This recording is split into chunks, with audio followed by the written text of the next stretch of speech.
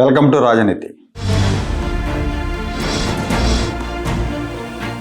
భోగాపురంలో అల్లూరి సీతారామరాజు అంతర్జాతీయ విమానాశ్రయం ప్రారంభానికి సిద్ధమవుతున్న వేళ వైఎస్ఆర్ కాంగ్రెస్ పార్టీ నాయకులు ఆ విమానాశ్రయాన్ని మేమే నిర్మించాం, మా జగన్మోహన్ రెడ్డికి వచ్చిన క్రెడిట్ని ముఖ్యమంత్రి చంద్రబాబు చోరీ చేశాడు, క్రెడిట్ చోరీ చేస్తున్నారు చంద్రబాబు నాయుడు గారిని వైఎస్ఆర్ కాంగ్రెస్ పార్టీ విమర్శిస్తోంది. ఆ పార్టీ మీడియా, సోషల్ మీడియా అంతా కూడా ఇదే పనిలో ఉంది. రాష్ట్రానికి ఏ కొత్త ప్రాజెక్ట్ వచ్చినా కూడా అది జగన్మోహన్ రెడ్డి హయాంలో వచ్చిందనో, లేదంటే రాజశేఖర రెడ్డి బతుకున్నప్పుడు ఉత్తరాలు రాస్తే వచ్చిందనో ప్రచారం చేయటం వీళ్ళకి అలవాటు. రెండు పక్షాల మధ్య క్రెడిట్ వార్ జరుగుతూ ఉంది.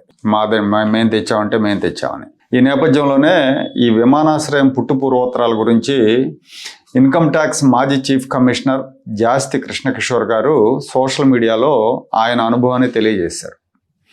భోగాపురం అంతర్జాతీయ విమానాశ్రయంలో తొలి ట్రయల్ విమానం దిగిన సందర్భంగా ఈ విమానాశ్రయం నిర్మాణ ప్రతిపాదనల దగ్గర నుంచి పూర్తయ్యే వరకు జరిగిన ప్రయాణం గురించి కృష్ణకిషోర్ గారు చెప్పారు. 2014లో కృష్ణకిషోర్ కేంద్ర విమానయాన శాఖ మంత్రిగా ఉన్న అశోక్ గజపతిరాజు గారికి ప్రైవేట్ సెక్రటరీగా పనిచేశారు. అంటే 2014లో ఎన్డీఏ గవర్నమెంట్ వచ్చిన తర్వాత అశోక్ గజపతిరాజు గారు సివిల్ ఏవియేషన్ మినిస్టర్ అయ్యారు. ఆ టైంలో ఆయనకి ప్రైవేట్ సెక్రటరీగా కృష్ణకిషోర్ గారు పనిచేశారు. సో అంతకుముందే రాష్ట్ర విభజన జరిగి ఉంది. ఆంధ్రప్రదేశ్లో అతిపెద్ద నగరం విశాఖపట్నం. ఇలాంటి విశాఖపట్నం కోసం ప్రపంచ స్థాయి పౌర విమానాశ్రయం అవసరం అవుతుందని గుర్తించామని కృష్ణకిషోర్ చెప్పారు. ఆయన చెప్పిన కథనం ప్రకారం విశాఖపట్నంలో అప్పటికి ఉన్న విమానాశ్రయం నేవీ వాళ్ళ ఆధీనంలో ఉంది. ఇది రక్షణ శాఖకు సంబంధించిన ఎయిర్పోర్టు. దీన్ని అభివృద్ధి చేయాలన్నా పరిమితులు ఉంటాయి. అక్కడ రాత్రిపూట విమానాలు దిగే అవకాశం లేదు. పరిమితంగా విమాన షెడ్యూల్ నడపాలి. ప్రతి చిన్న విషయానికి కూడా డిఫెన్స్ వాళ్ళ పర్మిషన్స్ తీసుకోవాలి, ఏదైనా చిన్న మార్పులు చేర్పులు చేయాలన్నా కూడా. అలాగే నేవల్ కార్యకలాపాలు, ఎయిర్ ఫోర్స్కి సంబంధించిన కార్యకలాపాలు జరుగుతున్నప్పుడు విమాన సర్వీసులకు అంతరాయం ఏర్పడుతుంది. ఈ పరిమితులన్నీ ఉండటం మూలంగా విశాఖ నగరంతో విమాన అనుసంధానం మీద ఆ ప్రభావం పడతా ఉంది. విశాఖపట్నంలో ఆర్థిక, పర్యాటక కార్యకలాపాలకు ఆటంకం కలుగుతూ ఉంది. దీన్ని నివారించడానికి విశాఖ నగరానికి ప్రపంచంతో కనెక్టివిటీ పెంచడానికి అత్యాధునికమైన మౌలిక సదుపాయాలతో ప్రపంచ స్థాయి విమానాశ్రయం కావాలి అని వీళ్ళు గుర్తించారు ఆ రోజున 2014లో. దీని మీద ఎయిర్పోర్ట్ అథారిటీ ఆఫ్ ఇండియాతో, అలాగే పౌర విమానయాన సివిల్ ఏవియేషన్ మినిస్ట్రీలో సీనియర్ అధికారులతో, ఆంధ్రప్రదేశ్ ప్రభుత్వ సీనియర్ అధికారులతో అనేక దఫాలుగా సమావేశాలు నిర్వహించారు. ఆ తర్వాత ఎయిర్పోర్ట్ అథారిటీ ఆఫ్ ఇండియా తాత్కాలిక చైర్మన్గా ఉన్న సుధీర్ రహేజా అనే ఆయన, అలాగే ఆ మంత్రిత్వ శాఖలో సీనియర్ అధికారులతో కలిసి కృష్ణకిషోర్ విశాఖపట్నంలో విమానాశ్రయ అభివృద్ధి కోసం షార్ట్ లిస్ట్ చేసిన కొన్ని ప్రదేశాలని సందర్శించారంట. ఈ సందర్శించిన ప్రదేశాల్లో మాకు భోగాపురం నచ్చింది. భోగాపురం నచ్చడానికి కూడా కొన్ని కారణాలు ఉన్నాయని కృష్ణకిషోర్ చెప్పారు. నచ్చడానికి కారణాలు ఏంటి అంటే, ఇది విశాఖపట్నం నుంచి 50 కిలోమీటర్ల లోపలే ఉంది, జాతీయ రహదారికి సమీపంలో ఉంది. దానివల్ల రోడ్డు కనెక్టివిటీ బాగుంటుంది. ఎయిర్పోర్ట్కి మధ్యలో ఖాళీ భూములు ఉండటం మూలంగా మెట్రో రైల్ కనెక్షన్ కూడా సాధ్యం అవుతుంది. విమానాశ్రయంతో మెట్రో రైల్ ట్రాక్ వేయడానికి కూడా వీలుంటుంది, బాగుంటుంది అనేది ఒకటి. రెండోది, ఇక్కడ 2700 ఎకరాల డిఫెన్స్ వాళ్ళ ల్యాండ్స్ ఉన్నాయి. ఆ ల్యాండ్స్ తీసుకొని రాష్ట్ర ప్రభుత్వం వాళ్ళకి వేరే చోట ప్రత్యామ్నాయ భూమి ఇవ్వచ్చు. అలాగే సేకరించడానికి వీలుగా కొన్ని ప్రైవేట్ భూములు కూడా ఉన్నాయి. విశాలమైన భూభాగం అందుబాటులో ఉండటం మూలంగా ఎయిర్బస్ A380, బోయింగ్ 747 వంటి విమానాలు దిగటానికి బహుళ రన్వేలతో కూడిన అంతర్జాతీయ విమానాశ్రయాన్ని డెవలప్ చేయడానికి వీలవుతుంది. ఇది రెండో కారణం. ఇక మూడో కారణం, భూమి లభ్యత బాగా ఉంది కాబట్టి ఇక్కడ MRO సౌకర్యం, లాజిస్టిక్ పార్కులు, విమానయాన సంబంధిత పరిశ్రమలతో పాటు IT పార్కులు, బయోటెక్నాలజీ పార్కులు, ఫిన్టెక్ ఎకోసిస్టమ్, ఇంటర్నేషనల్ కన్వెన్షన్ సెంటర్లు, వినోదం, పర్యాటక రంగాలకు సంబంధించిన సదుపాయాలు కూడా ఏర్పాటు చేయొచ్చు.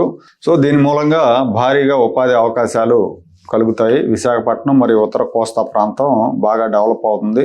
సింగపూర్ లాగా ఒక ఫైనాన్షియల్ క్యాపిటల్గా ఆంధ్రప్రదేశ్కి విశాఖపట్నం డెవలప్ అవుతుందన్న నమ్మకం మాకు కలిగింది.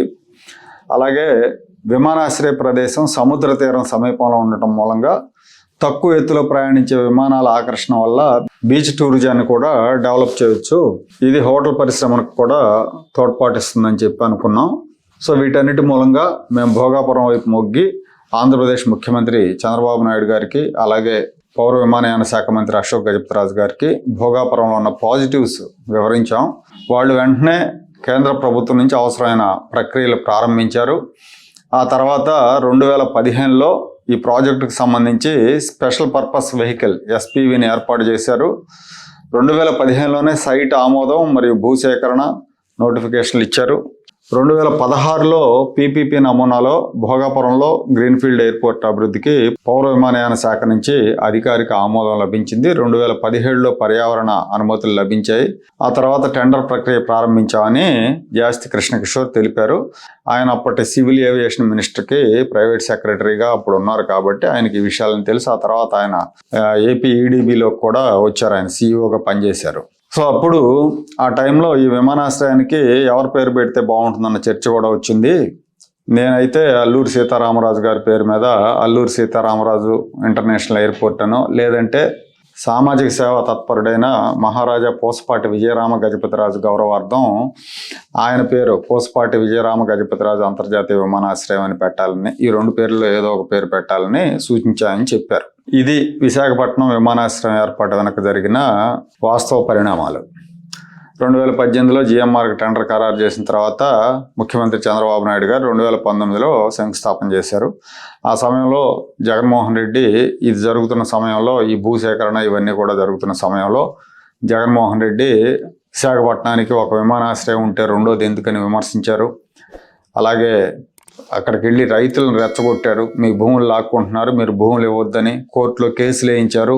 తెలుగుదేశం నేతల భూదాహానికి భోగాపురం ఎయిర్పోర్ట్ ఒక ఉదాహరణని, పచ్చరాబందులు భూముల మీద కన్నేశాయని ఈ విమానాశ్రయానికి వ్యతిరేకంగా ఆయన సొంత మీడియా సాక్షిలో, అలాగే ఆయన ఆ పార్టీ సోషల్ మీడియాలో కథనాలు రాయించారు. జగన్ అధికారంలోకి వచ్చాక కంప్లీట్గా ఆపేశారు పనులన్నీ. 2703 ఎకరాలు తెలుగుదేశం ప్రభుత్వం శాంక్షన్ చేస్తే ఆ భూమిని ఫ్రీజ్ చేశారు. ప్రాజెక్ట్ ఆగిపోయింది. ఆ తర్వాత ఈ ప్రాజెక్ట్ మళ్ళీ ఎప్పుడు మొదలైందంటే, కాకినాడలో GMR వాళ్ళకి ఒక సెజ్ ఉంది.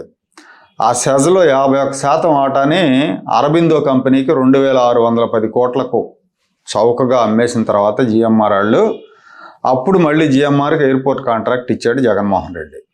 ఈ అరబిందో కంపెనీ ఎవరిదనేది అందరికీ తెలిసిన విషయమే. విజయసాయి రెడ్డి అల్లుడి సోదరుడి కంపెనీ ఇది. ఆ కంపెనీకి జగన్మోహన్ రెడ్డి అనేక మేళ్లు చేశారు. ఆ కంపెనీ వాళ్ళు కొన్ని కేసుల్లో కూడా ఉన్నారు. అలాగే అరబిందో శరత్ చంద్రారెడ్డి మీద కూడా చాలా ఎలిగేషన్స్ ఉన్నాయి. ఆ కంపెనీకి ఈ వాటా ఇచ్చిన తర్వాత GMR సెజలో అప్పుడు మళ్ళీ GMR కాంట్రాక్ట్ ఇచ్చారు. ఇచ్చినప్పుడు ఆ 2703 ఎకరాల్లో ఒక 500 ఎకరాలు కోత పెట్టి మిగతాది ఇచ్చారు. 500 ఎకరాలు రిజర్వ్ చేసుకున్నాడు. తెలుగుదేశం వచ్చిన తర్వాత మళ్ళీ 500 ఎకరాలు కూడా ఇచ్చారు. ఇప్పుడు ఎయిర్పోర్ట్ పూర్తయింది. 80% పైగా పనులు తెలుగుదేశం హయాంలోనే జరిగినాయి. ఇది వాస్తవ కథనం. అయితే వీళ్ళు మాత్రం ఏమాత్రం సిగ్గుపడకుండా ఇది మేమే డెవలప్ చేసాం, మేమే చేసామని చెప్తున్నారు.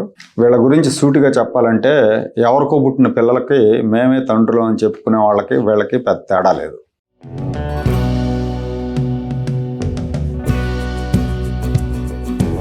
Like, share and subscribe to Rajaniti channel.